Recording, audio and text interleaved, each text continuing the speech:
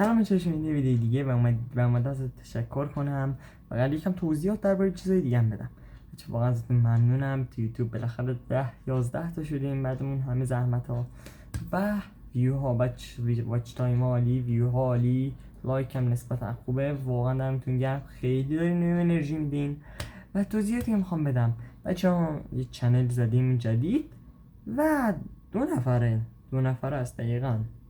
یعنی یعنی دست به یک مهمون که در آپاراته و با این اگه با همین وضعیت پیش بریم و من توی از با هم وضعیت پیش بریم احتمالاً چنلم اینجا هست توی یوتیوب شاید بسازم و اگه باشه با اون کسی که باش چنل ساختیم باشه اوکی میکنم که توی یوتیوب هم بسازیم.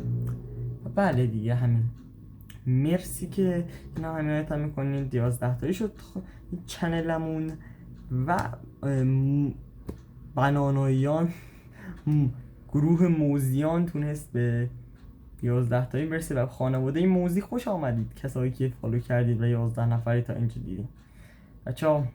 و بله دیگه حتما منتظر ویدئوی بعدی باشید. ادامه فرنات پانکی ماریو مدنس و دارک دسپشن. آره دیگه توضیحات همین بود و مرسی که میدونید دیدین و تا یک ویدئوی دیگر خدا نگهدار. پیس.